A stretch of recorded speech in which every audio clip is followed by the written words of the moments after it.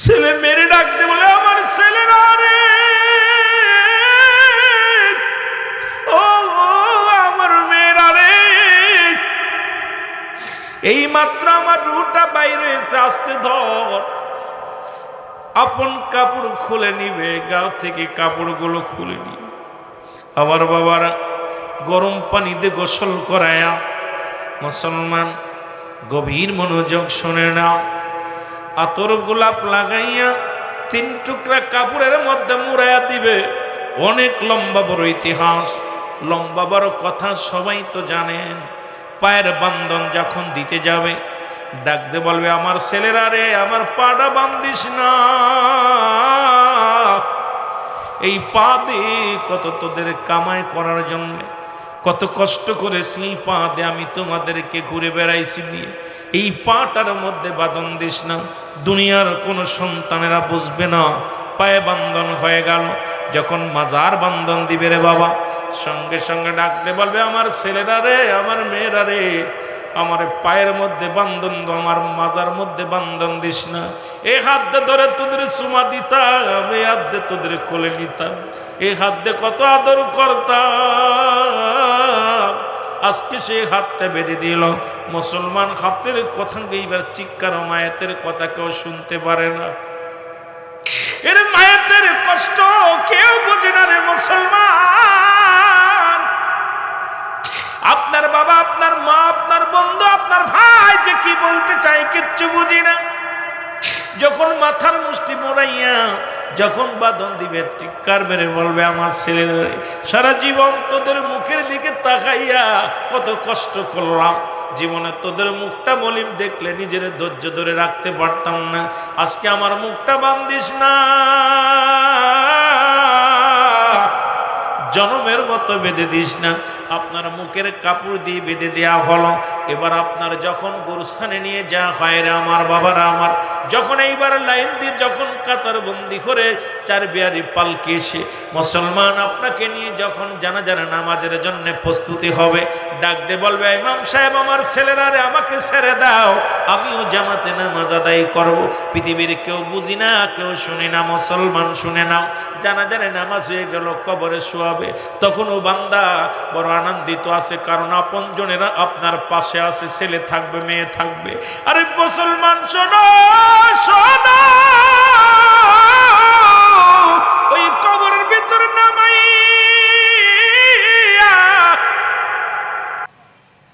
যখন আপনার কবরের ভিতরে নামাই বেরে, আমার দাদু ভাইরা, আমার বন্ধুরা রে, একে একে দুজন উঠিয়ে আসবে, পরের জন যখন উঠে আসবে, যখন আপনাকে বাঁশের চাউলি দিয়ে যখন আপনাকে ডেকে রাখবে, চিৎকার মারবে, আমার ছেলেরা রে, আমার মেয়েরা রে, আবার চির বিদায় করে দিলি, তোদের কি মায়া লাগে না, আমি কেমনে থাকবো রে। এই কবরে যখন দিয়ে আপনাকে মুসলমান, যখন আপনাকে দোয়া করে 40 কদম আসবে, সঙ্গে সঙ্গে কবরের ভিতরে একজন ফেরেশতা আসবে, সেই ফেরেশতার নাম হলো নোমান ফেরেশতা। জোরে জোরে চিল্লায় বলা যাবেন আল্লাহু আকবার। আমরা জানি মৃত্যুর পরে কবরে শুয়াইলে মনকার নেকির আইব রে। ও যুবক বন্ধুরা শোনো না, মনকার নেকির ফেরেশতা আসার আগে একজন ফেরেশতা আসবে, তার নাম হলো নোমান ফেরেশতা। আপনাকে সালাম দিবে, কবরের মধ্যে উঠাইবে। স্বপ্নের মধ্যে যেমন দেখবেন, আপনি স্বপ্নের মধ্যে অনেক কিছু দেখতে পান, ঠিক একই অনুভব স্বপ্নের মতো কবরটা হবে আপনার জন্য। ডাকতে বলবে, আপনি কে গো? বলে, আমি নোমান ফেরেশতা। 2খানা কাগজ থাকবে হাতের মধ্যে, একখানা থাকবে নেক আমল আর একটা থাকবে বদ আমল। এবারে নেক আমল খানা হাতের মধ্যে দিয়া বলবো, বান্দাই না, এই না ও বান্দা, এইটা তুমি লেখো, তাড়াতাড়ি লেখো। এবার দেখবে আমল নামা, কত রাকাত নামাজ পড়েছি, কত রাকাত হাদিস পড়েছি, কোরআন পড়েছি, ভালো কর্ম করেছি, দান ধ্যান করেছি। বান্দা পায় বড় খুশি হয়ে যাবে, ডাকতে বলে, ফেরেশতা রে, আমি লিখবো কেমনে, আমার কাছে তো কোনো কলম নাই। ডাকতে বলে, ও বান্দা, ও বেলাল হোসেন শোনো, ও বেলাল আহমেদ শোনো, তোমার কলম, তোমার ডান হাতের শাহাদত আঙ্গুল মুবারক, এই হাতটার আঙ্গুল হলো প্রতিটা মানুষের আঙ্গুল মুবারক হবে কলম। জোরে জোরে চিল্লায় বলো মারহাবা। আমার বাবার এই হাতটা চুন খাওয়ার জন্য নয়, অনেক বাজানেরা আঙ্গুলের মাথায় চুন জড়ায় খান, এই আঙ্গুলটার বড় দাম। আজকে যে মিলাদুন নবীর ওয়াজ হলো, আলোচনা হলো ময়দানে, এই নবীজি চন্ডকে দ্বিখণ্ডিত করেছিল শাহাদাত আঙ্গুলের ইশারায়, এই আঙ্গুলের বড় দাম। কিয়ামতের ময়দানে যার যার আমলনামা তার লিখে দেওয়া লাগবে। আমার বাবারা, এই যে কেরামন কাতিবিন দুজন কাঁধে আছে, দুজন ফেরেশতা আপনার লিখে রাখছে, লিপিবদ্ধ করেছে, এটা যার যার আমলনামা তার লেখা লাগবে। বলবেন না আমি পারবো না, স্কুলে যাই নাই, পড়তে পারি না। আজকে স্কুলে যান নাই, লেখাপড়া করা বাদ দিয়ে ব্যবসা বাণিজ্য করেন, কিন্তু কবরের জিন্দেগি ও মুসলমান মূর্খ বলে চালায় দেওয়া যাবে না। যার যার আমলনামা তার লেখা লাগবে। জোরে জোরে চিল্লায় চিল্লায় বলো আল্লাহু আকবার। এরে আজ না হয় কাল তুমি যাইবা কবরে, মরার পরে দেখবে চেয়ে গো তোমার সবই রইল। আরো জোরে বলেন, মরার পরে দেখবে চেয়ে গো তোমার সবই রইল পড়ে। মরার পরে তোমার দাদাই গেছে, বাবাই গেছে, কেউ আসলো না ফিরে।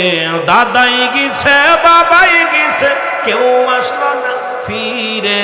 তোমার তো যাইতে হবে রে যেদিন আজরাইলা শিবে, তোমার তো যাইতে হবে রে। বলেন সেদিন তোমার তো। এর ঘর করলা, বাড়ি করলা, সবই যাইবা রে। ঘর করলা, জায়গা করলা, সবই যাইবা রে। যেদিন আজরাইলি ধরা দিবে রে তোমার, যেদিন আজরাইলি ধরা দিবে রে। বলো আজ না হয় কাল তুমি, আজ না হয় যাইবা কবরে। যাবার পর দেখবে চেয়ে গো তুমি, যাবার কাল দেখবে চেয়ে গো তোমার সবই রইল। এ দুনিয়ার মুসলমান,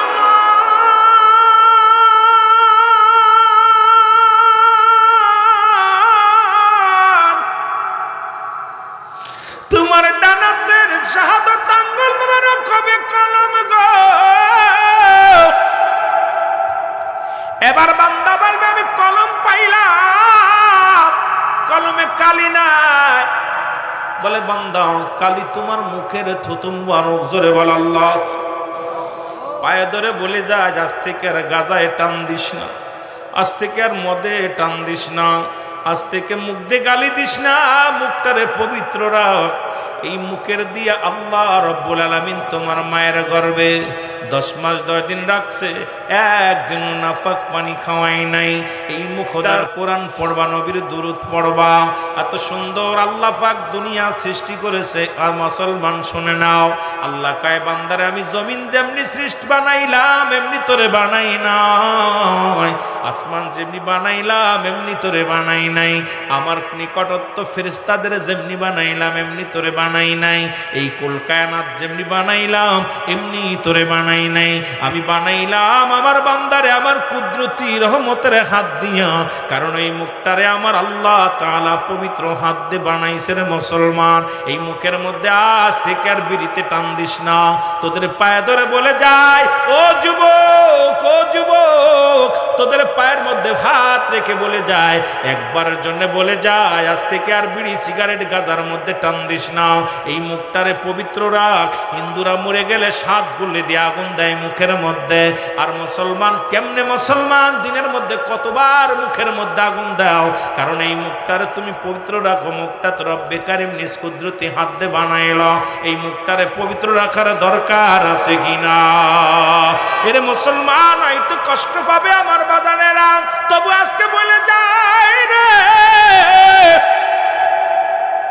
এই মুখের থুতু মুবারক হলো আপনার জন্য কালি।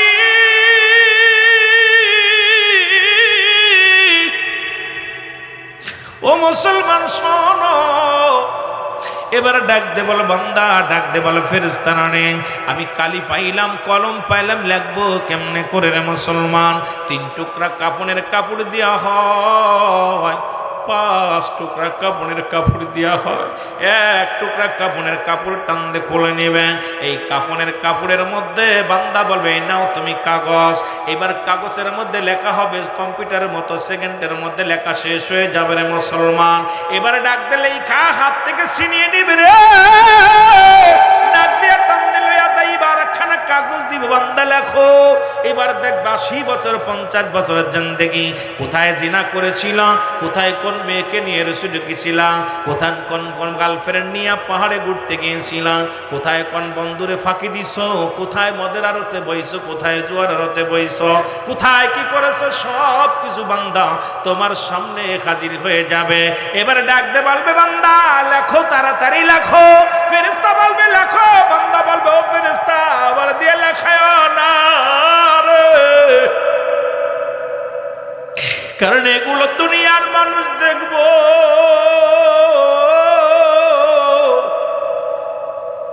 আরে এটা আমার লেখা রে মুসলমান। ডান দিক থেকে কবরে চাপ দিবে রে, ডান দিকের হাড্ডিগুলো বাম দিকে চলে যাবে, বাম দিক থেকে একটা চাপ দিবে, বাম দিকের হাড্ডিগুলো ডান দিকে চলে যাবে, উপর থেকে একটা চাপ দিবে, নিচের দিকে চলে যাবে। মুসলমান শুনে নাও, এক একটা গর্জন মারা হবে, এক একটা মুসলমান এক একটা বদামলগুলো লেখানো হবে। কত কষ্ট দিয়ে ওদিন কবরের আযাব, কবরে আযাব হয়, কবরে যে কঠিন বিচার হয়। যদি বিশ্বাস না হয় ও যুবক, আমি সিদ্দিকী সাহেব বলে যায়, আগামী দিন আপনার মা বাবার কবরের পাশে একটা গরু বানবেন, একটা ছাগল বান্ধিয়া সুন্দর খাবার দিবেন, খাবার দেওয়া দূরে দাঁড়ায় থাকবেন, আড়ালে দাঁড়ায় থাকবেন।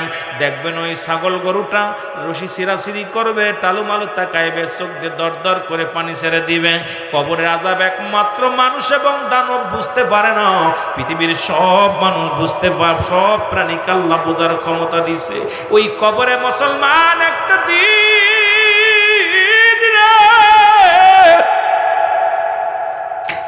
একটা রাত, একটা সেকেন্ড, একটা বছর মুসলমান জাহান্নামীদের জন্য কঠিন হইব রে আমার বাজানেরা রে। এক একটা আঘাত করবে, এক একটা আমলনামা তোমার লেখানো হবে। লেখায় হনুমান ফেরেশতা ডাক দিয়া বল, বান্দা গুড বাই, আমি বিদায়। তোর বদামল এত পরিমাণ করেছি রে বান্দা, একটু পরে তোর কবরের ভিতরে মন কান নেকির ফেরেশতা তোরা আমলনামা দেখিয়া, আমলনামা দেখিয়া তোরে জান্নাতি না জাহান্নামী ফয়সালা করে দিব।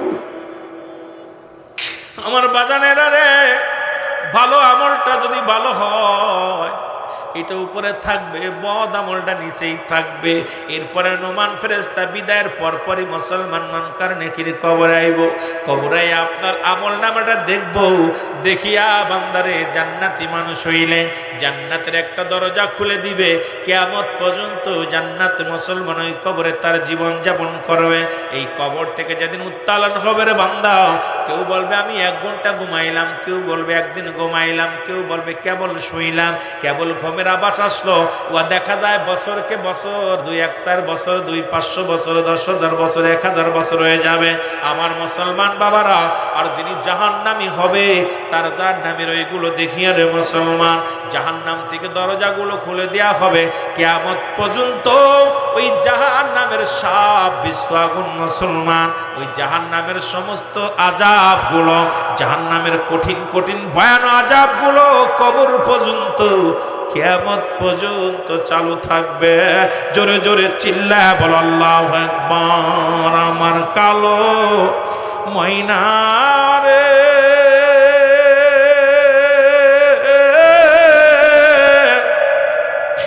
আমার সোনা পাখি রে, ওরে একদিন তো যাইবার পাখি উড়িয়া, বলো একদিন তো যাইবের পাখি। সবাই মহব্বতে চোখের পানি ছেড়ে বলেন, একদিন তো যাইবের পাখি। ছেলে মেয়ে পাগলের বেশে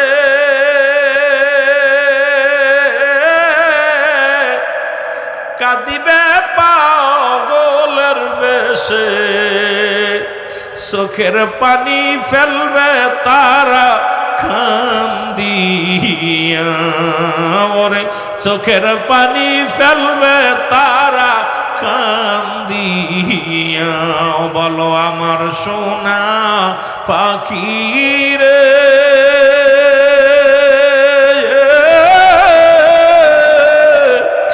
আমার কালো ময়না রে, ওরে একদিন তো যাবার পাখি উড়িয়া, বলেন একদিন তো যাবার। বরর পাতা গরম জালে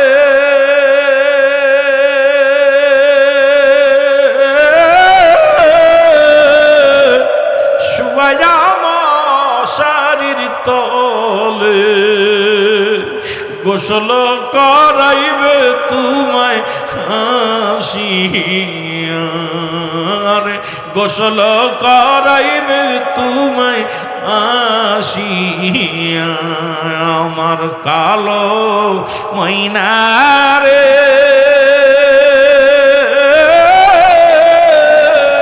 আমার সোনা পাখি রে, ওরে একদিন তো যাইবার পাখি, আরো জোরে বলেন একদিন তো যাইবার। আতর গোলাপ লাগাইয়া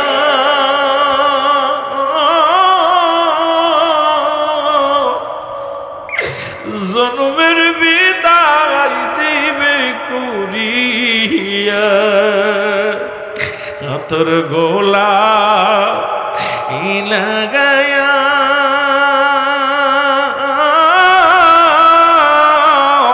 জন্মের মতো দিবের বিদায়, ওরে থাকবি কেমনে একা একা পড়িয়া, আমার কালো ময়না রে, আমার সোনা পাখি রে, ওরে একদিন তো যাবের পাখি উড়িয়া, বলো একদিন তো যাবের। কত সাদের করলা বাড়ি,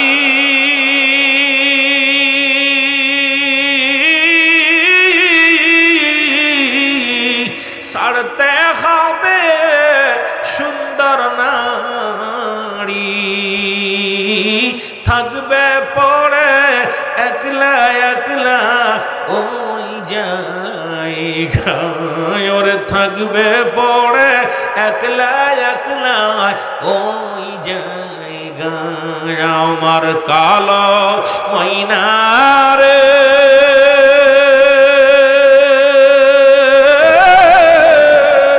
আমার সোনা পাখি রে, ওরে একদিন তো যাবের পাখি উড়িয়া। এ জীবন জীবন নয়, এমন একটা জীবন আসবে যে দেশে গেলে মানুষের বিচার হয়, যে দেশে গেলে মানুষের হিসাব হয়, যে দেশে গেলে মানুষ আর কোনোদিন ফিরে আসে না, সেই দেশের নাম হলো কবর। জোরে বলেন ঠিক কি? বলতেছিলাম মানুষের এক নাম্বার হলো মরণ। এই মরণের কথা বলতে যায় গো আল্লামা মুফতি আমজাদ আলী সাহেব একটা কিতাব লেখলেন, কিতাবের নাম্বার শুনিয়া। এই কিতাবের মধ্যে লিখতে যা বললেন, দুনিয়ার মানুষ শোনো, মানুষ যখন সাধারণ মৃত্যুবরণ করে 70টা তাজা উটের গায়ের চামড়া জবাই না করিয়া উল্টো দিকে টান দিয়া লবণ আর মরিচ লাগায়া দিলে যতটুকু যন্ত্রণা হয়, এর চাইতে 70 গুণ যন্ত্রণা হলো একটা সাধারণ মৃত্যু। এখন অনেকেই মরণকালে পায়খানা করে দেয়, অনেকেই মরণের সময় প্রস্রাব করে দেয়, অনেকেই মরণের সময় মুসলমান জিহ্বা বাইর হয়ে যায়, চোখ দুটি বড় বড় হয়ে যায়। তাদের মরণটা কত কঠিন হয়, জোরে বলেন ঠিক কিনা? আইরে মানব পৃথিবীর মধ্যে সব রোগ পাইলাম, মালাকুল মউত মৃত্যু রোগের ওষুধ পাইলাম না। পাইছেন? কথা বলেন আসেন? যেখানেই থাকো না কেন বান্দা, পৃথিবীর যে প্রান্তেই থাকো না কেন, আপনাকেই যেতে হবে, মালাকুল মউতের হাতে যেতে হবে। মরণের পেয়ালা পান কর্তব্যের মধ্যে কোনো সন্দেহ নাই। এরে মুসলমান, গভীর মনোযোগ। এই মৃত্যুর কথা বলতে যাইয়া রব্বুল আলামিন, মুসলমান শুনে না, বৈজ্ঞানিকেরা বলেছেন এবং কোরআন হাদিসের কথা শোনো, মানুষের মুসলমান বিশাল একটা রসের মধ্যে বিশাল একটা গাছ রোপণ আছে। এই গাছের মধ্যে কত কোটি পাতা আছে, কত লক্ষ পাতা আছে, গাছটা কত বড়। এই গাছটা যখন, এই গাছ থেকে একটা পাতা দুনিয়ার মধ্যে মুসলমান আরশের মধ্যে পড়ে, মুসলমান শুনে নাও, 40 দিন আগে ফেরেশতারা, আকাশের ফেরেশতারা আপনাকে মৃত্যু বলে ঘোষণা করে। কদিন আগে? 40 দিন আগে আপনি মৃত্যুবরণ করেছেন, সব ফেরেশতা বলা বলি শুরু করে দেয়। কারণ 40 দিন আগেই একটা গাছের একটা পাতা ঝরে পড়ে, ঝরা পর আপনার অমুক গ্রামে অমুক ব্যক্তি, অমুক মিয়া আজ অমুক দিন ইন্তেকাল করবে। আর 40 দিন আগেই আকাশের যত ফেরেশতা আছে সবাই বলা বলি করে অমুক ব্যক্তি মারা গেছে। আল্লাহু আকবার বলেন। এ মুসলমান, গভীর মনোযোগ। আপনার কাছে আজরাইল আসার আগে আসবে, মুসলমান শোনো। কেউ বলে কিছু নমুনা টের পাওয়া যায়, কেউ বলে না না, যে ব্যক্তির মৃত্যু হবে সে সমাসমিত তো বোঝে না, কয়েক মিনিট আগে হয়তো অনুভব করতে পারে। 1 নাম্বার ফেরেশতা আইব, আইসা বলবে বান্দারে শোনো, অনেক লম্বা আলোচনা বাড়ানো যাবে না, আমি সর্বর্ম কিছু কথা বলে যাই, সারাংশ কিছু কথা বলে যায়। ডাক দিয়ে বলবে বান্দা, এবার বান্দার সামনে এসে যাবে, আসিয়া বলবে আমি সারা পৃথিবী ঘুরলাম, কোথাও তোমার জন্য একটু পানি পাইলাম না। পানির ফেরেশতা হিসাব, পানি বন্ধ। আরে তুমি পিপাসায় কাতর হয়ে যাবা বান্দা, একটু তুমি খুঁজে পাবে না, সারা পৃথিবী গরবে। ডাকতে বলে বান্দারে, তোমার জন্য পানির সন্ধানে গিয়েছিলাম, একটু পানি পাইলাম না। যাক ফেরেশতা বলবে খাদ্যের জন্য, তোমারে খাবারের জন্য গিয়েছিলাম, অল পৃথিবী ঘুরলাম, তোমার জন্য একটা সরষের দানা পাইলাম না খাবারের জন্য, কারণ বন্ধ হয়ে যাবে। রে মুসলমান, এ মুসলমান, গভীর মনোযোগ। চলাচলতের জন্য যে ফেরেশতা থাকবে নিয়োজিত, ফেরেশতা বল বান্দা, ওরে বান্দা, আমি সারা পৃথিবী ঘুরে আসলাম, তোমার অঙ্গ প্রত্যঙ্গ আর চলবে না। মুসলমান আমার, এরপরে বাতাসটা বাইর হওয়ার আগে বলবে, বাতাসটা যিনি প্রবাহিত করেন, ডাকতে বলে বান্দারে, সারা পৃথিবী ঘুরিয়া ঘুরিয়া দেখলাম, তোমার জন্য আর নিঃশ্বাস, শ্বাস প্রশ্বাস নেওয়া সম্ভব হবে না। মরণের জন্য মুসলমান শোনো, জাহান্নামীরা পাগল হয়ে যাবে, মালাকুল মউত আসবে, হাজির হয়ে যাবে, সামনে আমল নামাটা ধরা হবে গো।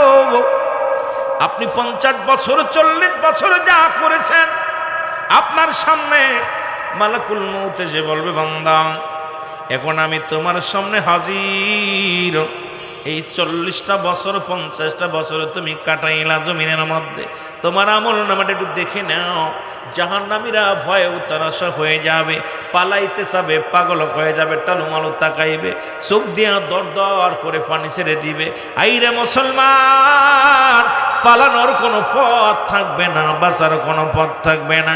আমার বাবারা, আমার বন্ধুরা, আমার মালাকুল মউত আসবে, এমনভাবে আপনাকে আক্রমণ করবে। মুসলমান শুনে নাও, এখন ইমানদারের কাছে আসবে, আর বেঈমানদারের কাছে কেমনে আইব? ইমানদারের কাছে সালাম দিবা, আসসালামু আলাইকুম, অমুক সাহেব শোনো, সালাম দিবে মালাকুল মউত, ইমানদারের কাছে সালাম দিবেন, আমি আপনাকে নেওয়ার জন্য আমি রব্বে কারিমের হুকুমে এই জমিনের মধ্যে আগমন করেছি, আপনাকে যেতে হবে। বলে কোন জায়গাতে নিবা? বলে পা দিয়ে তোমার প্রবেশ করব। পা বলবে আজরাইল দাঁড়াও, এই পাটা দিয়ে কোনোদিন আমি গানের মঞ্চে যাই নাই, এই পা দিয়ে কোনোদিন সিনেমার হলে যাই নাই, এই পা দিয়ে আমি কোনোদিন প্রতিমার মঞ্চে যাই নাই, এই পা দিয়ে আমি দুনিয়ার মধ্যে অন্যায় কাজে লিপ্ত হয় নাই। আমার পা দিয়ে হেঁটে মসজিদে গিয়েছি, আমার পা দিয়ে হেঁটে জান্নাতের বাগানে গিয়েছি, আমার পা দিয়ে হেঁটে দুনিয়ার ভালো উত্তম জায়গা গেছি, কোনো অন্যায় কাজে লিপ্ত হয় নাই। আমার পা দিয়ে তোমার ঢুকতে দিতে পারি না। চলে যাবে মুসলমান, হাতের কাছে হাত বলবে আজরাইল দাঁড়াও, এরে আমার হাত দিয়ে ঢুকতে পারবা না। আমার এই হাত দিয়ে কোনোদিন আমি কোথায় সিনেমার হলে টাকা দিই নাই, আমার এই হাত দিয়ে কোনোদিন জোয়ায় টাকা দিই নাই, আমার এই হাত দিয়ে কোনোদিন অন্যায় কাজ করি নাই, আমার এই হাত দিয়ে দান ধ্যান করেছি, দুনিয়ার ভালো কর্মগুলো করেছি, আমার এই হাত দিয়ে তোমার ঢুকতে দিতে পারি না। চলে যাবে মুসলমান, কোথায় চলে যাবে? মাথার কাছে মাথা বলবে আজরাইল দাঁড়াও। এই মাথা আমি পৃথিবীর কোথাও নত করি নাই, একমাত্র রব্বে কারিমের দরবারে গো। মাথা নোয়া আমি বলেছিলাম সুবহান রব্বিল আলা। ও মুসলমান শুনে নাও, শুনে হাও, আল্লাহ কয় নত হও, আমার দরবারে নত হও। একমাত্র আমি নত হয়েছি আমার রব্বি কারিমের দরবারে। জোরে জোরে চিল্লায় বলো মারহাবা। এই মাথা দিয়ে আমি তোমারে ঢুকতে দিতে পারি না। চলে যাবে বান্দা, চোখের কাছে চোখ বলবে বান্দা দাঁড়াও, আজরাইল দাঁড়াও। আমার এই চোখ দিয়ে তোমার ঢুকতে দিতে পারি না, কারণ আমার এই চোখ দিয়ে কোনোদিন সিনেমা দেখি নাই, চোখ দিয়ে কোনোদিন বেহায়াবানা মহিলা দেখি নাই, চোখ দিয়ে কোনোদিন অন্যায় দিকে তাকাই নাই। এই চোখ দিয়ে কোরআন পড়েছি, মা বাবাকে প্রাণ ভরে দেখেছি, এই চোখ দিয়ে আল্লাহর ওলিদের দেখেছি, চোখ দিয়ে আমি হাদিস পড়েছি, চোখ দিয়ে আমি সব ভালো কর্ম দেখেছি। এই চোখ দিয়ে কোনোদিন আমি নষ্টময় মানুষ দেখি নাই, এই চোখ দিয়ে কোনোদিন অন্যায় দিকে আমি তাকাই নাই রে। আমার এই চোখ দিয়ে তোমার ঢুকতে দিতে পারি না। চোখ থেকে চলে যাবে মুসলমান, মুখের কাছে মুখ বলবে আজরাইল দাঁড়াও। আমার এই মুখ দিয়ে কোনোদিন গাজায় টান মারি নাই, আমার এই মুখ দিয়ে কোনোদিন বিড়িতে টান মারি নাই, আমার এই মুখ দিয়া কোনোদিন আমি কি করি নাই, মত্তারি খাই নাই, আমার এই মুখ দিয়ে কোনোদিন আমি কাউকে গালি দিই নাই, আমার মুখ দিয়ে আমি আমার রব্বের জিকির করেছি, আল্লাহর জিকির করেছি, আমার নবীর দুরূদ পড়েছি। আমার এই মুখ দিয়ে তোমারে যাইতে দিতে পারি না। জোরে জোরে চিল্লায়া বলা যাবে না মারহাবা। রব্বুল আলামিন ডাক দিয়ে বলবে আজরাইল,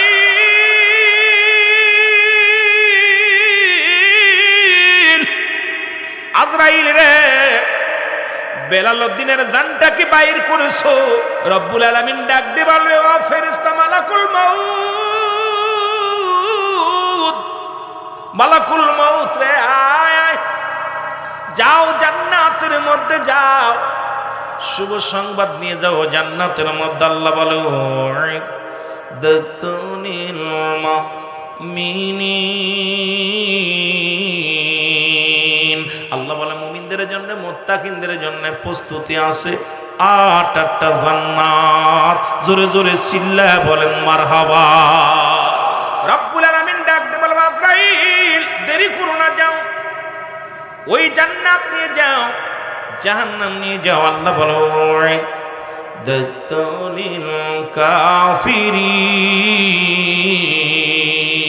আল্লাহ বলে কাফের বেঈমানদের জন্য আমি প্রস্তুতি রাখলাম 7টা জাহান্নাম। কিরা কিরা যাবেন?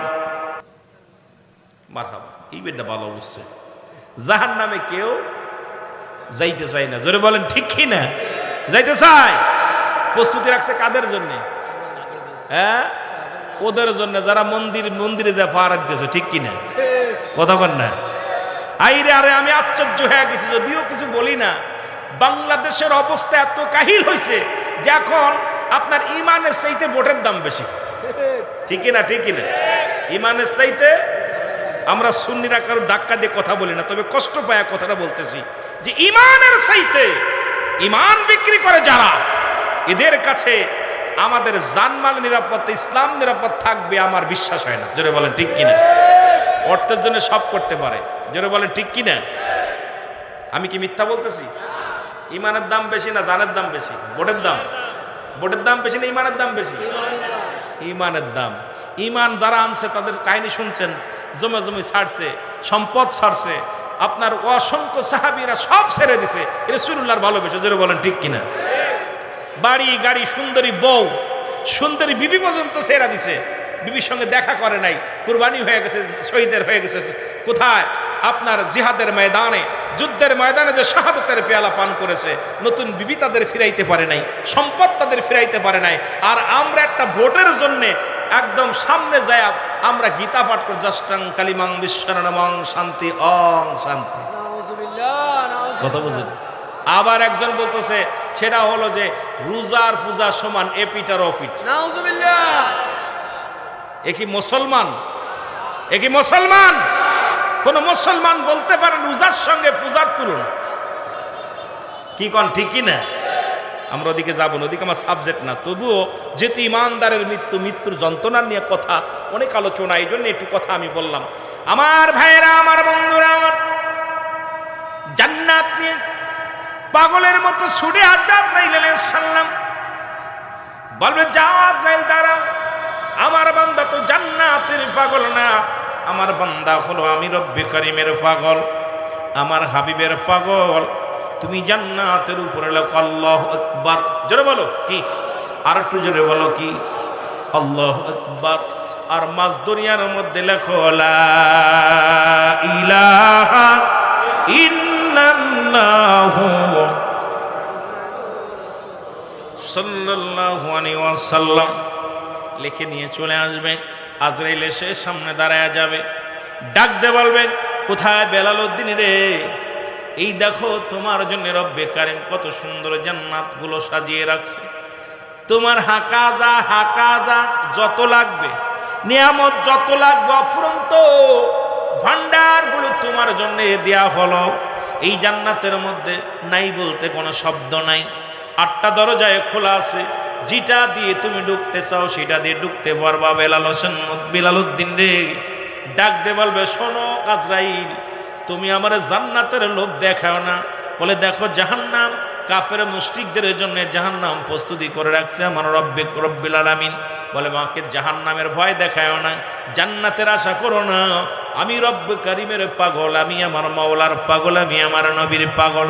আজরাইলকে ডাক দে বলে রব্বে কারিম আজরাইল দেরি করো না, আমার বান্দা যখন ওই আল্লাহর আমি কুদরতি নামটা তুমি সুন্দরভাবে দেখায় দাও, আমার হাবিবের নামটা দেখায় দাও, বান্দা যখন চোখটা উঁচু করে যখন চেয়ে পড়বে তখন তুমি সঙ্গে সঙ্গে তার রুটা বাইর করে এবার চোখ দিয়ে প্রবেশ করবা।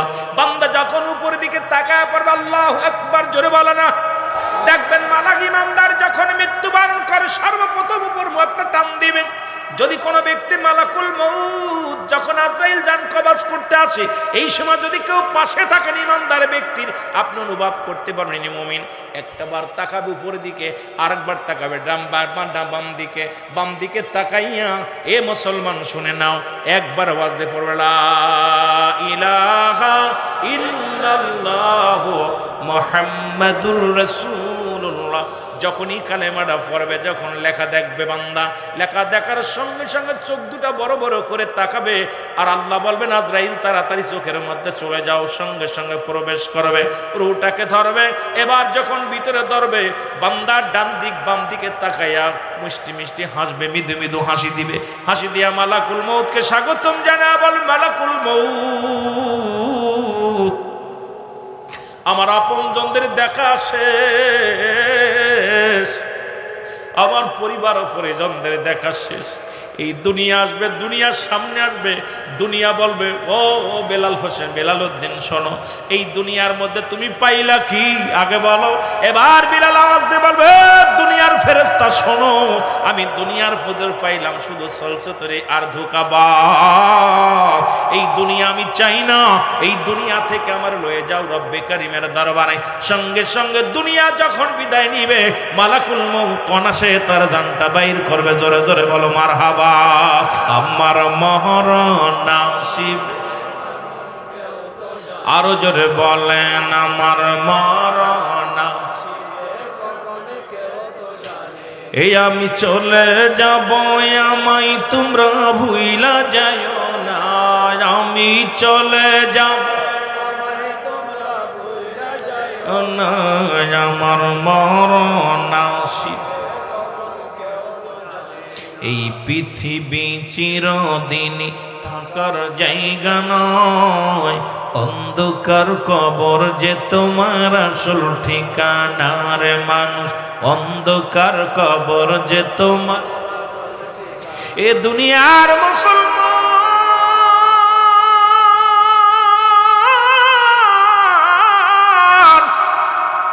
কার জন্য তুমি ঘুষ খাও, কার জন্য সুদ খাও, কার জন্য তুমি ব্যভিচার করো রে মন, কার জন্য দুনিয়ার মধ্যে ব্যবসায় তুমি ঠকাও, কার জন্য দুনিয়ায় তুমি ঠকবাজি করো?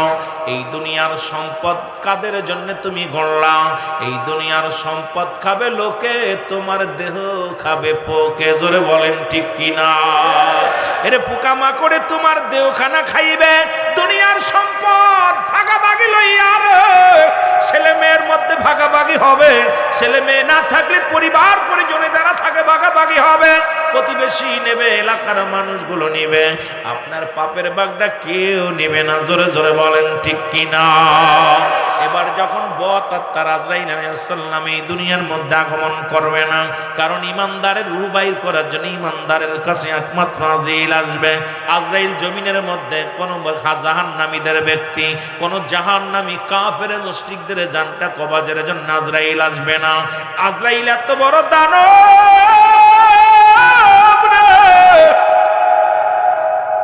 এই জমিনের মধ্যে থাকবে পা, আসমানে থাকবে মাথা মোবারক, এমন ভাবে একটা ঝাঁকুনি মারবে, এমন ভাবে একটা চিৎকার মারবে, আজরাইলের ওই কাফন ঝাঁকুনি শুনিয়া রে, গর্জন শুনিয়া, ও মুসলমান শোনো, মালাকুল মউত এমন ভাবে একটা চিৎকার দিবে, এমন ভাবে আপনাকে বিকৃত আওয়াজ দিবে না মুসলমান, সঙ্গে সঙ্গে জানটা বাইর হবে ওই পিছনের রাস্তা দিয়া। ও মুসলমান, না হয় গাল দিয়া, না হয় নাক দিয়া, না হয় জিহ্বা দিয়া। মুসলমান শুনে নাও, শুনে নাও, আজরাইল আসবে ইমানদারের কাছে, বেঈমানদের কাছে নয় রে মুসলমান। এই মালাকুল মউত আসে মৌতের কথা বলতে যাইয়া একটা কথা মনে পড়ে গেল রে মুসলমান, শুনে নাও। হযরত ইদ্রিস আলাইহিস সালাম ওরে জান্নাতের মধ্যে আছে, আবার এক আলেম সাহেব দেখলাম এটাকে ব্যঙ্গ করেছে যে জামান নবীর আগে কোন নবী জান্নাতে যাবে না। আরে বুকারাম আলেম শুনে নাও, এটা হাসরের ময়দানে, আর যত নবী আদম থেকে শুরু করে যত নবী পয়গম্বর দুনিয়ার মধ্যে আগমন করেছে, সবাই জান্নাতি, জান্নাতি নিয়ামত কিয়ামত পর্যন্ত ভোগ করবে। জোরে জোরে চিল্লায়া বলেন মারহাবা। দেখলাম এক মুফতি সাহেব এটা নিয়ে খুব, আরে কিসের মুক্তি? কয় আমার নবীর আগে কোন নবী জান্নাত। আরে বুকারাম, কি বেয়াদবের মতো কথা বলিস, সব নবী জান্নাতি। সুবহানাল্লাহ বলেন না? কিয়ামতের ময়দানে, হাসরের ময়দানে আমার নবীকে প্রথম জান্নাতে ঢুকানো হবে, তারপরে নবীগণ যাবে, ঠিক কি না? কিন্তু যখন আদম আলাইহিস সালাম ইন্তেকাল করছে, উনি আদম শফিউল্লাহ, ইব্রাহিম খলিলুল্লাহ, মুসা কালিমুল্লাহ, ঈসা রুহুল্লাহ, এরা কি সবাই তো যার ঈমান আনছে, আল্লাহর পরে ঈমান আনছে, আমল করছে, এরা কি জাহান্নামের দরজায় রইছে? কথা কয় না কেন? এই মৌলানা কি খেয়ে মুক্তি হয়েছে আল্লাহ জানে। আমি আজ কদিন দেখলাম, আবার দেখলাম ডিলিট করছে, ওটা ডিলিট করে দিচ্ছে। আমাকে ডিলিট করলো কেন বক্তা? কারণ কয়েক সব নবী জান্নাতে আগে যাবে আমার নবী। আরে আমার নবীর মর্যাদা আছে, সেটা কোথায়? হাসরের ময়দান, যেদিন সমস্ত নবীগণ আম্বিয়াগণ যখন দাঁড়াবে, তখন আমার নবী রব্বি হাবলি উম্মতি, আমার নবী সর্বপ্রথম উম্মতিদেরকে নিয়ে কাফেলা করে জান্নাতে যাবে। সুবহানাল্লাহ বলেন না? আরো জোরে, আরো জোরে। কিন্তু আদম আলাইহিস সালাম কোথায় আছে এখন? কথা কয় না? ইব্রাহিম আলাইহিস সালাম, ঈসা আলাইহিস সালাম, মুসা আলাইহিস সালাম, ইদ্রিস আলাইহিস সালাম, সব নবীরাই, যারা বলেন আল্লাহর প্রতি যারা ঈমান এনেছে, যারা আমল করেছে, তারা কারা? তারাই সালেহীন নবীগণ। এই সমস্ত সালেহীন ব্যক্তিগুলো রব্বুল আমিন কিয়ামত পর্যন্ত, আপনি ইমানদার মৃত্যুবরণ করেছেন, জান্নাতের 8টা দরজা খুলে দেওয়া হবে। কিয়ামত পর্যন্ত কবরের সঙ্গে জান্নাতের একটা দরজা থাকবে, আপনার নিয়ামতগুলো ভোগ করবেন। সুবহানাল্লাহ বলেন না? আরো জোরে, আরো জোরে। না জাহান্নামের দরজা খুলে দিব। মাঝে মাঝে কষ্ট লাগে বিলে, কিছু কিছু কথা শোনার পর ভিতরে খুব আঘাত লাগে। এই সমস্ত কথা যারা বলতে পারে, এরা তো আসলে ইমানদার না। জোরে বলেন ঠিক কিনা?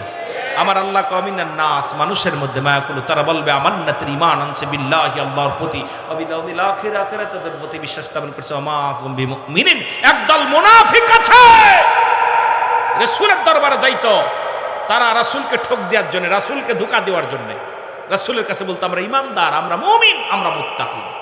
আমার বাবারা, আমার বন্ধুরা, আমার গভীর মনোযোগ, যে কথাগুলো বলে দিলের কান্ডা লাগা শোনো।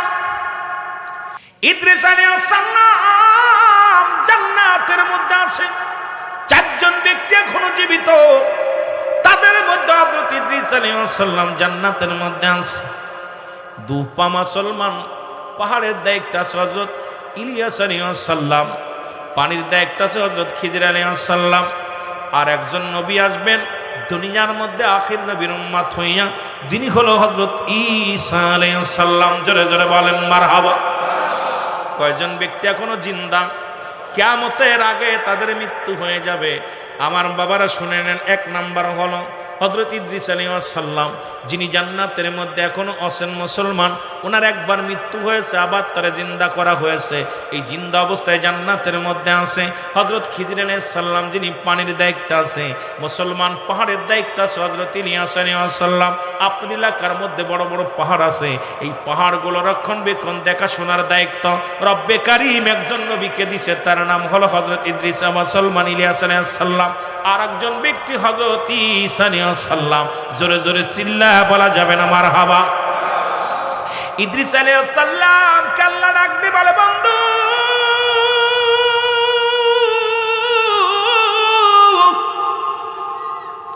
তুমি জান্নাত পেয়ে খুশি নি গো? ইদ্রিস আলাইহিস সালাম ডাক দিয়ে বলে, আমার আল্লাহ,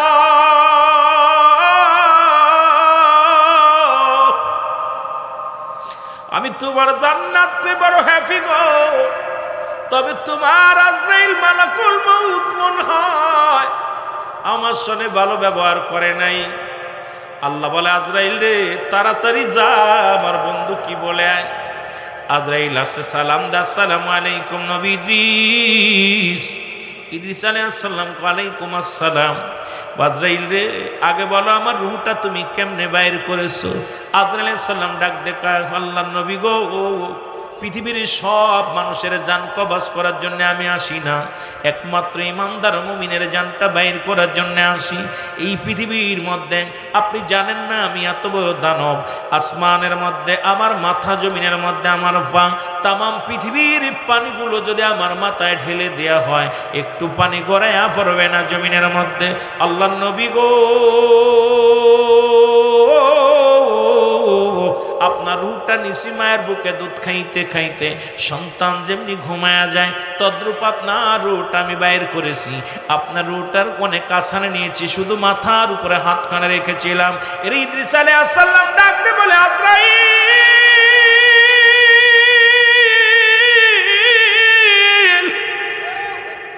এই মৃত্যু যদি এত কঠিন হয় রে, ইমানদারের মৃত্যুটা হবে গো আটা গুলাইয়া খামির বানাইয়া, এর মধ্যে যদি একটা চুল পরে চুলটা যেমন টান দিলে অনাসে বাই হয়ে যায়, এমনি ইমানদারের মৃত্যুটা হবে। আজরাইল রে, এই মরণ যদি এত কঠিন হয় রে আজরাইল, ওর মৃত্যুর সময় যারা পায়খানা করে দেয়, প্রস্রাব করে দেয়, তাদের মৃত্যুটা কত কঠিন হয়। জোরে জোরে চিল্লা বলা যাবে না আল্লাহু আকবার। আমার মরণ আসি, আরো জোরে বলেন আমার মরণ আসি, আমি চলে যাব, আমায় তোমরা ভুইলা যায়ও না, আমি চলে যাব, আমায় তোমরা না, আমার মরণ কুল্লু মান আলাইহা ফান, সব শেষ করে দিবে কে? বলেন কে? আল্লাহ বলে, দুনিয়ার মানুষ শোনো,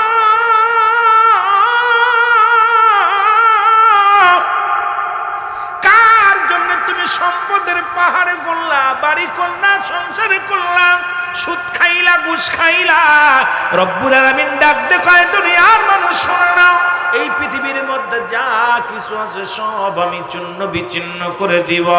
এই জমিনের মাটিগুলো 3 ভাগ পানি 1 ভাগ মাটি রে মুসলমান, এই 3 ভাগ পানিগুলো আমি আল্লাহ পুড়াইয়া ছাই বানাইয়া দিব। জমিনের মধ্যে যত পানি আছে সব পুড়ে হবে ছাই, জমিনের ভিতরে যত মাটি আছে মাটিগুলো পুড়ে হবে তামা। যেদিন কিচ্ছু বলতে কিচ্ছু থাকবে না, সেদিন থাকবো শুধু আমি আল্লাহ। ও মুসলমান শুনে নাও, আল্লাহ কয় বান্দারে সেদিন থাকবো আমি আমার নবীর ভালোবাসা নিয়ে। আজকে ঈদে মিলাদুন নবীর মাহফিল, এই জন্য হঠাৎ করে মৃত্যুর দিকে গেলেও নবী লাগবে। কারণ নবী লাগবে কবরে, নবী লাগবে মিজানে, নবী লাগবে ফুলসিরাতে, নবী লাগবে ইয়াউমুল কিয়ামতের ময়দানে। নবী কয় হায়াত খায়রুল লাকুম, আমার হায়াতের জিন্দেগিটা আমার উম্মতের জন্য কল্যাণ স্বরূপ গো। ও মুসলমান শুনে নাও, আবার নবী কয় ওয়াফাতি খায়রুল লাকুম, আমার ওফাতটা আমার ইন্তেকালটা আমার উম্মতের জন্য মুসলমান কল্যাণ স্বরূপ। সুতরাং এই পৃথিবীর মধ্যে নবীর প্রেমে গো সুন্নি ভাইয়েরা পাগল ফারাফার। কেন পাগল হলো সুন্নি ভাইয়েরা? কারণ নবীজি বলছে দুনিয়ার মধ্যে আগমন করলাম আমার উম্মতের জন্য, এই দুনিয়া থেকে বিদায় দিলাম আমার উম্মতের জন্য। আমার নবী লাগবে কবরে, নবী লাগবে ফুলসিরাতে, নবী লাগবে ইয়াউমুল কিয়ামতের ময়দানে। এই জন্য সুন্নি ভাইদের অন্তরের মধ্যে আছে নবী, হৃদয়ের মধ্যে আছে নবী। ওরে নবী বিনে কোনো বান্ধব নাই, দরদি নাই, জোরে জোরে বলেন ঠিক কিনা? এ মুসলমান দিলের কান্ডা লাগা শোনো। আর এই ব্যক্তির যখন বেলাল হোসেন দুনিয়া থেকে বিদায় হয়ে গেছে, যদিও আজকে সভাপতির নামটা নিয়ে বলি, শুধু বোঝানোর জন্য বলে যাই, রুহুল আমিন সাহেব বিদায় হয়ে গেছে, মসজিদের মাইকেল হাম পড়ে গেল। ইন্তেকালের পরে যখন আপনার বডিখানা গোসল করানোর জন্য নিয়ে যাবে, ডাকতে বলবে আমার ছেলেরা নেই, আমার মেয়েরা নেই, এইমাত্র আমার রুহটা বাইর হয়েছে, আমার গায়ে বড় যন্ত্রণা, একটু আস্তে ধর। পৃথিবীর কোনো মানুষ এইটা শুনবে না, পৃথিবীর ভাই বুঝবে না, বন্ধু বুঝবে না, ইমাম সাহেব বুঝবে না, সবাই তাকে গোসল করাবে, সবাই তাকে কাফন দাফনের জন্য ব্যস্ত হয়ে যাবে। এই জন্য আমার একটা কথা বারবার মনে পড়ে যায়, হঠাৎ যদি যাই মরিয়া পাড়াও পড়শি বীর করিয়া, হঠাৎ যদি দেখিতে আসিবে সবে আমার মরা লাশ, বলেন দেখিতে আসি দাদিয়ে কাটিবে কেহ যারের কাঁচা বাস, বলেন দাদিয়ে কাটি গরম পানি মশারি তলে কাপড় খুলিয়া, সে যে বিদায়ের গোসল দিবে ডলিয়া ডলিয়া। 3 টুকরা সাদা কাপড় অন্যরকম শ্বাস, 3 টুকরা সাদা কাপড় দাদিয়ে কাটিবে কেহ যারের কাঁচা বাঁশ, বলেন হঠাৎ যদি যাই মরিয়া। আরো জোরে বলেন হঠাৎ যদি যাই মরিয়া পার দেখিতে আসিবে সবে আমার মরা লাশ, বলেন দেখিতে। আমি যে কথা বলতেছিলাম, কবর বলতে বোঝায় মানুষের মৃত্যুর পর থেকে শুরু করে কিয়ামত পর্যন্ত জগৎটাকে বলা হয় কবরের জগৎ। এখন অনেকে মনে করেন, হিন্দুরা মনে করে ওরে মুসলমান পুরাইয়া দিলে আর বিচার হইব না, কেউ মনে করে পানিতে ডুবে মারা গেলে বিচার হইতো না, কেউ মনে করে হাঙ্গর কুমিরে খাইলে বিচার হইতো না। কবর বলতে বোঝায় মৃত্যুর পর থেকে শুরু করে কিয়ামত পর্যন্ত জগৎটাকে বলা হয় কবরের জগৎ। একবার তুমি চিন্তা করে দেখো, একটা রাত কেমনে তুমি ওর ভিতরে থাকবা, একটা সেকেন্ড তুমি কেমনে থাকবা, যেখানে অন্ধকার, যেখানে কোনো বাতি নাই, যেখানে কোনো বন্ধু নাই, যেখানে কোনো আদরের ছেলে মেয়ে নাই। রে মুসলমান, কেমনে তুমি থাকবে একটা দিনের কথা চিন্তা করো। এই সাদা কাপড়ে মুড়াইয়া একবার তোমার রাইখা কাটবে এমন একটা জায়গা, যে দেশে গেলে বিচার হয়, যে দেশে গেলে হিসাব হয়। এই দেশে মুসলমান দ্বিতীয় নাম্বার হলো বিপদ। এর 1 নাম্বার বিপদ হলো মানুষের মরণ। এই 2 নাম্বার বিপদ হলো হবে। কবরের ভয় মানুষ সাহাবীরা কেঁদেছে, মুসলমান একটা কথা না বললে নয়। শেরে খোদা হযরত আলী রাদিয়াল্লাহু তাআলা আনহু মুসলমান একদিন রাস্তা দিয়ে যায়, এক বালকের সঙ্গে ধাক্কা লেগে গেছে রে মুসলমান। শুনে নাও, বালকের হাতে এক বোতল তেল ছিল, তেলটা জমিনের মধ্যে পড়ে গেছে। বালক ডাকতে বলে, মুসলমান বীর শোনো, আর তুমি আমার তেলটা উঠায়া দাও। বালককে ডাক দে হযরত আলী রাদিয়াল্লাহু তাআলা বলে, বালক রে তুমি আমারে চেনো? তুমি কি আমারে চেনো? বলে, তুমি কে? তোমার চেনার সময় নাই, কারণ তুমি কি জানো আমারে তুমি চেনো? আমি একজন আমার মা পাগল সন্তান। এই পৃথিবীর মধ্যে আমি আমার মায়ের একমাত্র পাগল সন্তান গো।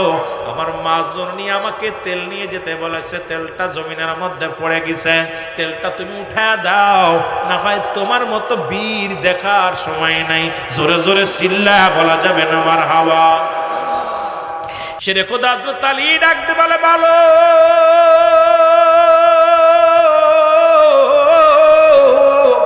তুমি কি আমার চেনো? আমি হযরত আলী।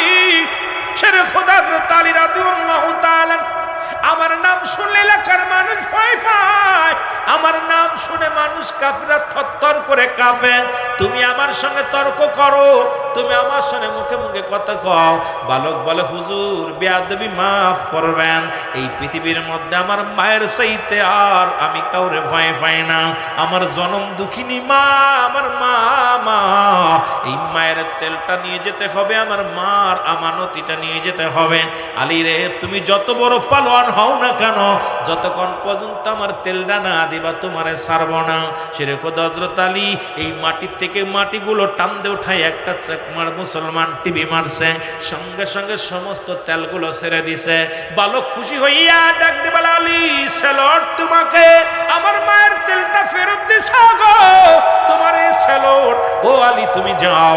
এবার আলী রওনা দিছে, পিছন থেকে মুসলমান মাটি ডাক দে বলে, আলী দাঁড়াও। ও যুবক বন্ধুরা শুনে নাও, হযরত আলী রাদিয়াল্লাহু তাআলা পিছন দিকে তাকায় দেখে কোনো মানুষ নাই। দ্বিতীয়বার ডাক দিছে, আলী দাঁড়াও। তৃতীয়বার ডাক দিছে, আলী দাঁড়াও। এবার মাটি থেকে আওয়াজ, তিনবার আওয়াজ আসছে। শেরে খোদা হযরত আলী ডাক দে কয়, কে রে তুই এত বড় বীর? আমি আলীর নামটা লও, একটু দেখানি তুমি কত বড় বীর। বলে, ও আলী শুনে নাও, আমি বীর নয়, তবে আমি এমন একজন বীর, শুনে নাও, যার কাছে তোমার আসতে হবে আমি সেই মাটি, আমার ভিতরে তোমার আশা লাগবে রে আলী।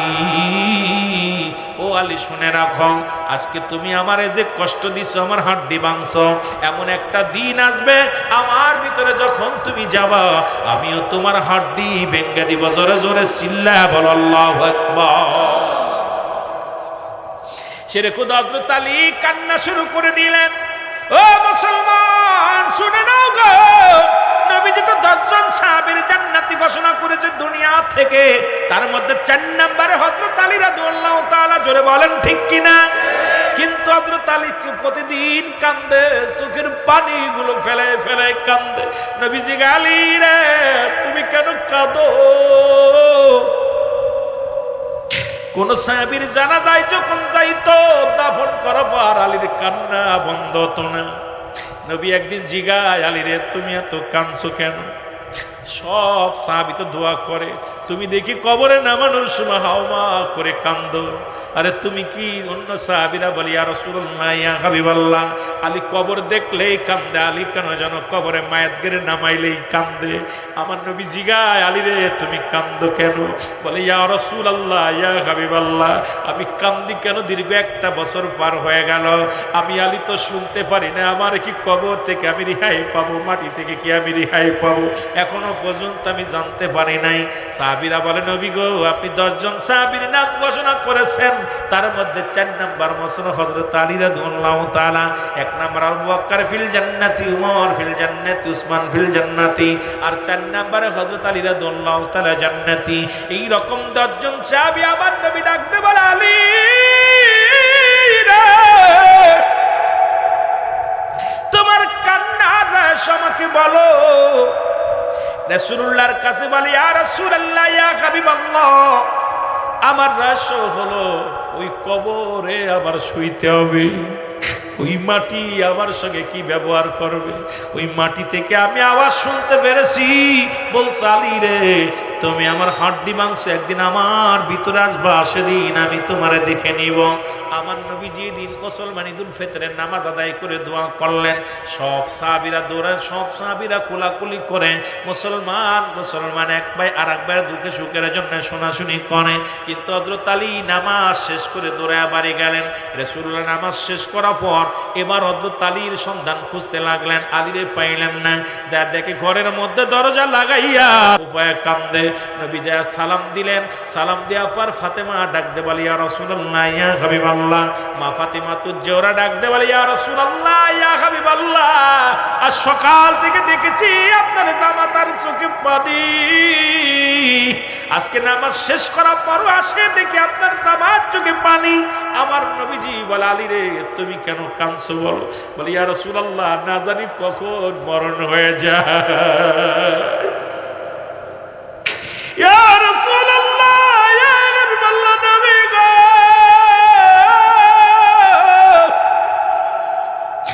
না জানি কখন মালাকুল মউত এসে যায় রে। আমার বছর পার হয়ে গেলে আজ পর্যন্ত খবর শুনতে পাইলাম না। ওই মাটি আমারে মাফ করে দিছে।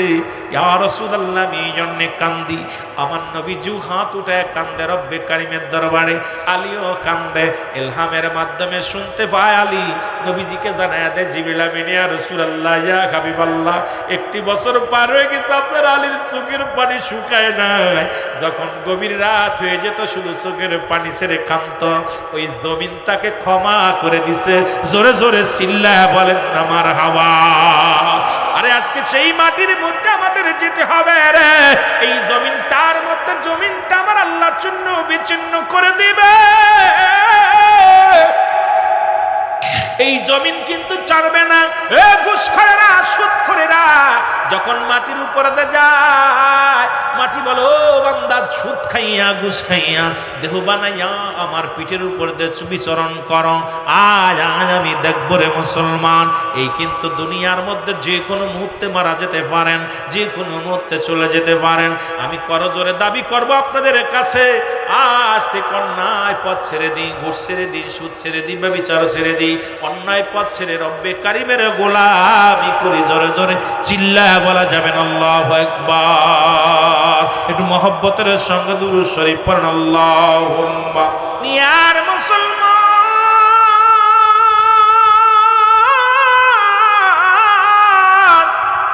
3 নম্বর বিপদ হলো কিয়ামতের ময়দান। এই 3টা বিষয়ের পরে যদিও 2টা বিষয় দিতে, একটা মৃত্যু যন্ত্রণা, কবরে আযাব। কবরে আযাব হয়, এর মধ্যে কোনো সন্দেহ নাই। ঈসা আলাইহিস সালাম কবরের পাশ দিয়ে যাইতেছিলেন। কত লম্বা মুসলমান, অনেক নবীজির কথা আছে মুসলমান শুনে নাও। এরা যাইতেছে, হঠাৎ দেখে কবরের মধ্যে মুসলমান, কবরের মধ্যে আযাব হতেছে। ডাক দিয়ে উঠাইলেন, উঠায় বলে, কত বছর মৃত্যুবরণ করেছো? বলে, আমি 50 বছর বা 500 বছর কবরে শুয়ে আছি, আজ পর্যন্ত মৃত্যু যন্ত্রণা যায় নাই। সুতরাং এইরকম অসংখ্য নবীরা মুসলমান মৃত্যু থেকে জিন্দা করিয়া তাদের থেকে শুনছে। এই কবরটা বড় ভয়াবহ মুসলমান। এই মরণের পরেই তো কবর, কবরের পরই তো হাসরের ময়দান। 3 নম্বর বিপদ হলো কিয়ামতের ময়দান।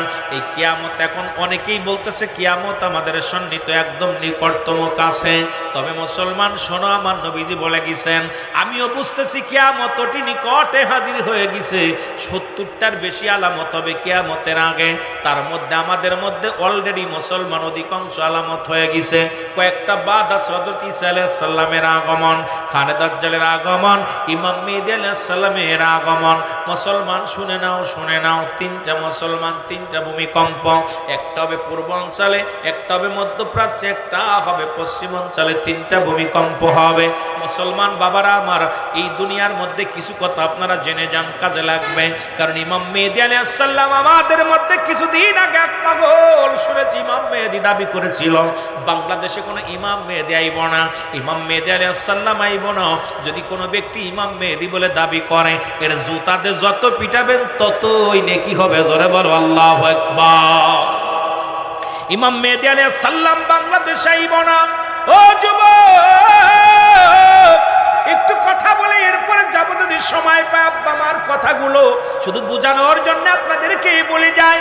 রাসূল বলছি ইমাম মেহেদীর পরিচয় দিতে যাইয়া রাসূল বলছি ইমাম মেহেদী আলাইহিস সালামের বংশ থাকবে বদুয়া গোত্র, মুসলমান বংশ থাকবে কার গোত্র থাকবে বদুয়া গোত্র, বংশ থাকবে মা ফাতেমার বংশ, নাম হবে মুহাম্মদ। মুসলমান শুনে নাও, আব্বার নাম থাকবে আব্দুল্লাহ, মার নাম থাকবে আমেনা। মুসলমান শুনে নাও, ইমাম মেহেদী আলাইহিস সালাম আসবে কখন? 40 বছর যখন বয়স হবে তখন প্রকাশ পাবে। তবে মক্কা মদিনার বুর এত বড় মান পাপ হবে, এই পাপ তো বাংলাদেশে শুরু হয়েছে। বউ মুসলমান তিরমিজি শরীফের হাদিস খানা দেখো না মুসলমান, 3952 নম্বর হাদিসের মধ্যে আমার রাসূল বলে গেছে, আমি অচিরেই দেখতেছি আমার উম্মতের মধ্যে একদল মানুষ বাইর হবে মুসলমান, তারা মূর্তি পূজারী হবে এবং অন্যকে উৎসাহিত করবে। এবছর আমরা 2025 সালে দেখতে পাইলাম আমার দেশে অনেক দাড়িওয়ালা টুপিওয়ালা গীতা পাঠ করেছে, নিজেরা উৎসাহিত করেছে। আমার দেশে এখন বর্তমানে একদল পীর সাহেব, তারা মূর্তি পূজারীর মূর্তিদের দায়িত্ব নিছে, পাহারা দেওয়ার দায়িত্ব নিছে। এখন বলতে পারেন হুজুর এটা তো কোরআনের মধ্যে আছে। হ্যাঁ আছে, কোরআনের মধ্যে সূরা তাওবার মধ্যে 6 নম্বর আয়াত আল্লাহ বলে, হাবিব আপনি আয়াতগুলো দেখবেন, ভালো করে পড়ে নেবেন, তারপরে যাচাই করবেন।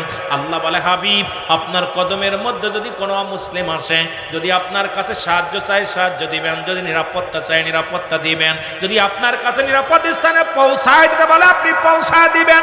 অথচ আজকে হিন্দু ভাইয়ের স্ট্যাটাস দিচ্ছে আমরা আপনাদের কাছে সাহায্য চাই নাই, আপনাদের মসজিদ রক্ষা করতে পারেন না, আমাদের মন্দির কেমনে রক্ষা করবেন? এর চাইতে আর অপমানিত থাকতে পারে না। ও মুসলমান শুনে নাও, শুনে নাও, এ তো গেল মুসলমান। এমন একটা জামানা আসবে রাসূল বলে গেছেন মানুষ মানুষকে হত্যা করবে, এই হত্যা করার পর যে ব্যক্তি মারবে সে নিজেও জানে না কেন ওনারে মারছি, আর যে ব্যক্তি মার খাচ্ছে সেও জানে না কেন আমারে মারছে। সুতরাং ঠিক একই একটা জামানা বাংলাদেশের জমিনে, বাংলাদেশ নয় অল বহির্বিশ্বে শুরু হয়ে গেছে। জোরে বলেন ঠিক কিনা? আজকে আমি আপনাকে মারছি কি আমি নিজেও জানি না কেন মারছি, আপনি মার খাচ্ছেন আপনি নিজেও জানেন না কেন মারতেছে। ঠিক সেই জামানা এখন জোরদার মুল্লুকতার সমাজ পরিবর্তন করতে যাইয়া আল্লাহর ওলিরা যুগে যুগে কত কষ্ট করেছে। সেই ওলি আল্লাহদের মাজারের সঙ্গে যারা বেয়াদবি করা শুরু করেছে, লানত শুরু হয়ে গেছে। জোরে বলেন ঠিক কিনা? আল্লাহর ওলিদের সঙ্গে দুশমনি করলে, বুখারীর হাদিস, আল্লাহ নবী বলেছেন, আল্লাহ ঘোষণা করেছেন যদি কোনো ওলিদের সঙ্গে কোনো ব্যক্তি বিরোধিতা করে, যদি দুশমনি করে, রব্বুল আলামিন তার বিরুদ্ধে জিহাদ ঘোষণা করে। আজ অলরেডি শুরু হয়ে গেছে বাংলাদেশের মধ্যে। জোরে বলেন ঠিক কিনা? ইমাম মেহেদীর পরিচয়,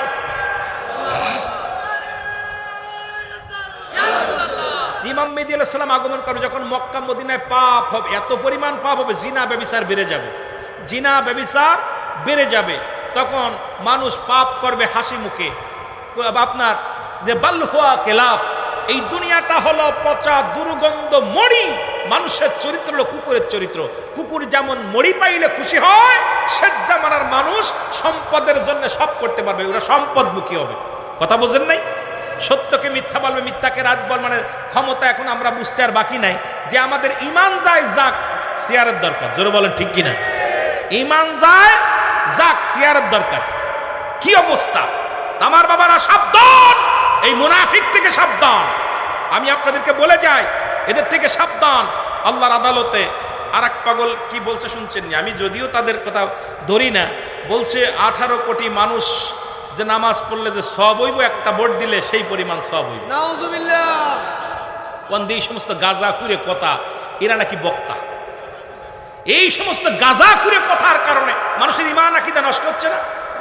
আবার আমাদের ভোট দুইছে, আরেকজন বলে না বড় বলতেছে এই দুইটা দলে ভোট দিলে এরা জান্নাতে আর সব জাহান্নামে। নাউজুবিল্লাহ। বলেন দিস ভোট দিলে জান্নাতে যাবে, এই কেটা কথা? মঞ্চে এত মানুষের সামনে আমি এই কথাগুলো বলি, আপনারা ছেড়ে দেন কেমনে করে? সে বক্তা হয় কেমনে? আজকে সমাজ জাতি ইসলামটাকে নিয়ে ব্যবসা শুরু করেছে, বলতেছে আমাদের ভোট দিলে জান্নাতে যাবেন, আমাদের ভোট না দিলে জাহান্নামে যাবেন। নাউজুবিল্লাহ। কোন দিয়ে এই কেটা কথা? এই কেটা কথা? এই 18 কোটি মানুষদেরকে ধোঁকা দিতেছে, এগুলো আর চলবে না। জোরে বলেন ঠিক কিনা? এটা ওলিদের দেশ, এদেশ ইসলাম আনসাল্লাহর ওলিরা, যাদের অবদান অস্বীকার করার মতো ক্ষমতা আপনার নাই, যাদের আমাদের সঙ্গে বিরোধিতা করে যতই ফালাফালি করেন লাভ হবে না। জোরে বলেন ঠিক কিনা? লাফালাফি করে লাভ নাই। ইমাম মেহেদী আলাইহিস সালাম মক্কা থেকে মদিনার দিকে রওনা হয়ে যাবে। আপনারা যারা সৌদি আরবে গেছেন, অনেকে আপনারা যারা গেছেন হজে গেছেন, তারা দেখছেন, ভালো করে জেনে নেবেন। আপনারা শুনলে অবাক হয়ে যাবেন, মক্কা মদিনায় এখন সিনেমার হলের ভিত্তি স্থাপন হয়েছে। মক্কা শরীফ এখন আমাদের বাংলাদেশ থেকে হল বন্ধ হয়েছে, আর ওরা সিনেমার হল করছে। আপনারা শুনলে কষ্ট পাবেন, মক্কা মদিনায় এখন মুসলিম পতিতালয় খোলা হয়েছে। ভালো করে শুনে নেন, ভালো করে জেনে নেন, একটু রিসার্চ করেন যুবকেরা, যে বাংলাদেশ থেকে পতিতালয় বন্ধ হয়েছে আর ওখানে পতিতালয় শুরু হয়েছে। এখন যারা সৌদি আরবের নেতৃত্ব দিতেছে সবগুলো কাট্টা মুনাফিক। জোরে বলেন ঠিক কিনা? কারণ এরা নবীকে বাদ দিয়ে আল্লাহকে পাইতে চায়। পৃথিবীর মধ্যে কাফের দেখেছেন, আল্লাহ কাফের দেখেন নাই। যারা রাসূলকে মাইনাস করে আল্লাহকে পাইতে চায়, এরা হলো স্বয়ং আল্লাহ ওয়ালা কাফের। জোরে বলেন ঠিক কিনা? কথা বোঝেন? রুহুল আমিন সিদ্দিকের ফতোয়া, তাতে যদি আমার জীবন চলে যায় দুঃখ নয়, হাসি মুখে বরণ করে নিব। আমার রাসূলুল্লাহকে বাদ দিয়ে যারা ডাইরেক্ট আল্লাহকে পাইতে চায়, এই পৃথিবীর মধ্যে আমি বলি, বাবা সারা যেমন মা সন্তানের আশা করে জারস, তদ্রূপ আমার নবী ব্যতীত নবীকে মাইনাস করে যারা আল্লাহকে পাইতে চায়, এই পৃথিবীর মধ্যে আল্লাহ ওয়ালা কাফের, আল্লাহ ওয়ালা কাফের, আল্লাহ ওয়ালা কাফের। জোরে বলেন ঠিক কিনা? আল্লাহ ওয়ালা কাফের দেখতে খুব ভালো, আপনাদের এলাকাও আছে।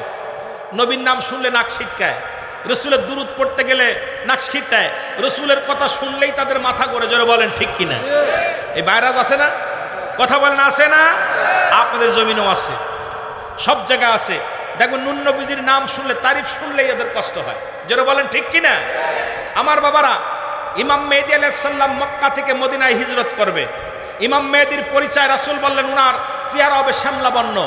ইমাম মেহেদী আলাইহিস সালামের বুরুটা থাকবে টানা বুরু, একবার সিনাই দিতে ভালো করে চিনে নেন। এই বুরুটা থাকবে টানা, এখানে কোনো ফাঁকা থাকবে না। ইমাম মেহেদী আলাইহিস সালামের কানের ভিতরে লম্বা লম্বা পশম থাকবে। ইমাম মেহেদী আলাইহিস সালামের সিনাটা থাকবে সিংহ পুরুষের মতো, সিংহ পুরুষের মতো।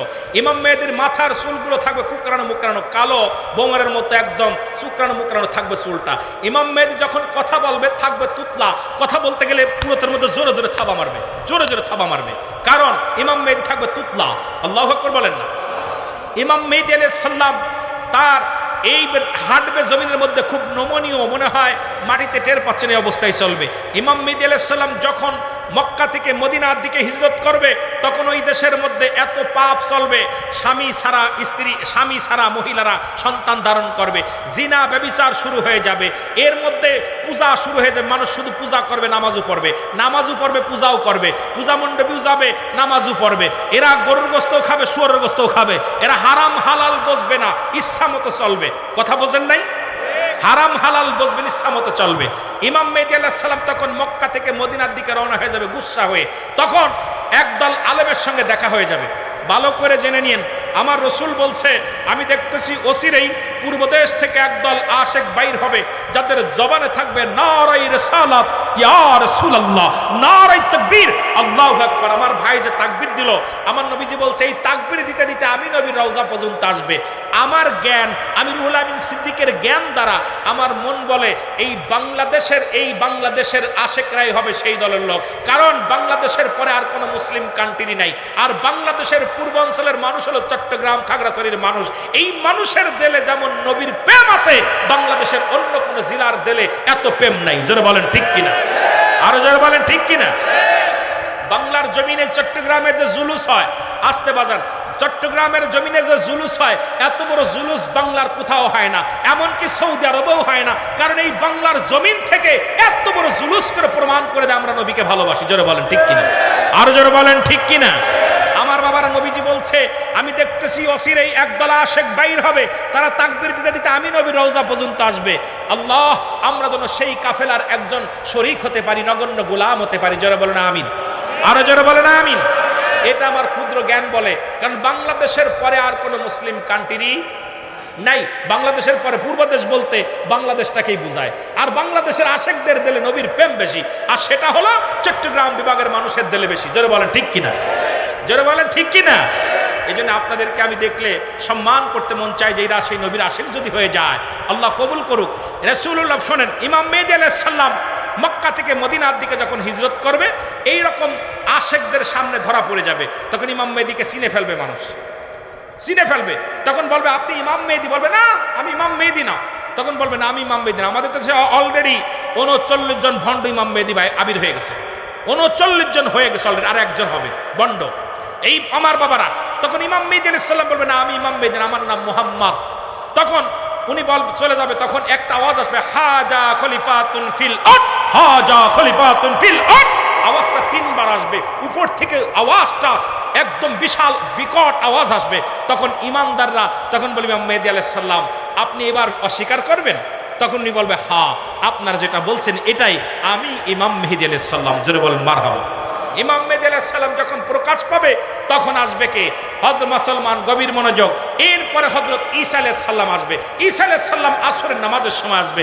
আসরের নামাজের সময় আসার পর এই যে এত বড় আলোচনা, একটার বিষয় করলে রাত শেষ হয়ে যাবে, আমি কেমনে শেষ করব, শুধু অল্প কথাগুলো বলে যাই। ইমাম মেহেদী আলাইহিস সালামের হাতে বায়াত গ্রহণ করবেন হযরত ঈসা আলাইহিস সালাম। এই জন্য আমরা বায়াত রাসূল যারা মানে না, যারা ওলি আল্লাহর কাছে বায়াত হতে চায় না, এরাও আর এক মুনাফিক। জোরে বলেন ঠিক কিনা, জোরে বলেন ঠিক কিনা। ঈসা আলাইহিস সালাম বায়াত গ্রহণ করবেন হযরত ইমাম মেহেদী আলাইহিস সালামের হাতে। আসরের নামাজের ইমামতি করবেন হযরত ইমাম মেহেদী আলাইহিস সালাম, মুসল্লি হবে ঈসা আলাইহিস সালাম। এরপরে দুজনের মধ্যে শুরু হবে ইসলামের দাওয়াত। এরপরে কিছু মানুষ দুনিয়ামুখী হয়ে যাবে। এই সময় আসবে একটা ভূমিকম্প হবে। এই ভূমিকম্প হবে বিশাল আকারে, আপনার ভূমিকম্প হবে পূর্বাঞ্চলে, পশ্চিমাঞ্চলে 3টা ভূমিকম্প হবে। এতেও মানুষ ক্ষান্ত হবে না, মানুষের দিলে ভয়, কিছু মরবে কিছু বাঁচবে। এরপরে আসবে একটা মুসলমান, শুনে নেন, এরপরে মানুষের এরপরে এজুত মজুদ আগমন করবো, যে আপনার আপনার রেখে দাঁড়ে সোনা, দস্তা, লোহা, এটা দিয়ে বিশাল প্রাচীর বানায়া বাদশাহ জুলকারনাইন উনি রেখে দিয়েছেন যাদেরকে বন্দি করে। এরা যখন ঈসা আসবে, যখন ঈসা আলাইহিস সালাম আসবে, ইমাম মেহেদী আলাইহিস সালাম যখন আগমন করবে, তখন এরা বিসমিল্লাহ বা সুবহানাল্লাহ আলহামদুলিল্লাহ বলবে। তখন সঙ্গে সঙ্গে প্রাচীর ফুটো হয়ে যাবে, দুনিয়ার আলো বাতাস দেখতে পারবে। এরা দুনিয়ার মধ্যে আগমন করবে, দুনিয়ার সব পানিগুলো খেয়ে ফেলবে। খেয়ে ফেলার পর এই মানুষগুলো পিপাসিত হয়ে যাবে, দৌড়াইয়া যাবে হযরত ঈসা আলাইহিস সালামের ইমাম মেহেদী আলাইহিস সালামের কাছে, হুজুর আমাদের জন্য একটু দোয়া করেন। ইমাম মেহেদী আলাইহিস সালাম দোয়া করবে, উপর থেকে বিছা জাতীয় একটা প্রাণী আসবে। এই প্রাণী মানুষের গায়ে লাগবে, এই মানুষের ক্যান্সার ধারণ কর মানুষগুলো মারা যাবে, মানুষ পড়ে থাকবে, লাশের বন্যা বয়ে যাবে, খালি লাশ আর লাশ পড়ে থাকবে, ওই যে এজিদ মজুদ শুদ্ধ মানুষগুলো। এরপরে দৌড়াইয়া যাবে ঈসা কার কাছে? ইমাম মেহেদী আলাইহিস সালামের কাছে, হুজুর আমাদের জন্য দোয়া করেন। ইমাম মেহেদী আলাইহিস সালাম দোয়া করবে, তখন কাক জাতীয় একটা প্রাণী আসবে। এই কাক জাতীয় প্রাণী এসে মানুষের গোস্ত ঠুকায় ঠুকায় খাবে। এইবার হাড্ডি পড়ে থাকবে, দুর্গন্ধে মানুষ টিকতে পারবে না। আবার যাবে, কয় হুজুর আমাদের জন্য দোয়া করেন। দোয়া করবে, হাত উঠাইবে, এ মৌলবীরা শোন, তোদের যারা কওমি অঙ্গনের আলেম আছো, তোমাদের কিতাব ফতোয়ায়ে দেওবান, লেখক হচ্ছে মুফতি আল্লামা মুফতি শফিক আহমেদের লেখা ফতোয়ায়ে দেওবানদের মধ্যে প্রথম খণ্ড 24 নম্বর পৃষ্ঠা। উনি বললেন 5 ওয়াক্ত সালাত আদায় করে, জিয়ারত করে, সর্বহালাত আল্লাহর দরবারে 2টি হাত উঠায় দোয়া করা উত্তম মুস্তাহাব। তোমরা দোয়াও করতে চাও না, কারণ শরিয়াতের কিবলা হলো কাবা, মুনাজাতের কিবলা আরশে আজিম, দু জাহানের কিবলা রাহমাতাল লিল আলামিন। এই ইমাম মেহেদী আলাইহিস সালাম আর ঈসা আলাইহিস সালাম দুজন দাওয়াতের কাজ সুন্দরভাবে দিতেছে। এর মাঝে খানে দাজ্জাল আসবে। এই খানে দাজ্জাল অলরেডি আমার মনে হয় ওর সেলাপেলা বাংলাদেশে এসে গেছে। কথা বুঝছেননি? যদিও আমরা আলেম মানুষ, এসব কথা বলা ঠিক না, তবে আমার দৃষ্টিতে মনে হচ্ছে এইখানে দাজ্জাল আমাদের মধ্যে কিছু বক্তা বাইর হয়েছে, কিছু নেতা আছে যারা দাজ্জালের সাইড ভূমিকাটা পালন করতেছে বর্তমান। কথা কন এগুলো তাদের আমি দৃষ্টি দেখতেছি, যেগুলো এইখানে দাজ্জাল ইনাকে দাবড় দিবে হযরত ঈসা আলাইহিস সালাম, এমন বেগে দাবড় দিবে, দাবড়াইয়া তাকে ধরে কাবা শরীফের ডান গেটের সামনে যাবে, তখন তাকে হত্যা করবে, তরবারি দিয়ে একভাবে দ্বিখণ্ডিত করে ফেলবে। খানে দাজ্জালকে হত্যা করার পর ঈসা আলাইহিস সালাম আল্লাহর দরবারে শুকরিয়া আদায় করবে, রব্বুল আলামিন আজরাইলকে পাঠায় দিবে, ঈসা আলাইহিস সালামের মৃত্যু হবে। ঈসা আলাইহিস সালামের কবর হবে কোথায়? রাসূলুল্লাহ বলে গেছেন, যারা মক্কা মদিনায় গেছেন, আমার নবীজির পায়ের গোড়ে, নবীজির কদম মুবারকের পাশে একটা কবরের জায়গা আছে। রাসূলুল্লাহ বলছেন, আমার এই জায়গা হযরত ঈসা আলাইহিস সালাম ঘুমাবে। সুবহানাল্লাহ বলেন, আরো জোরে।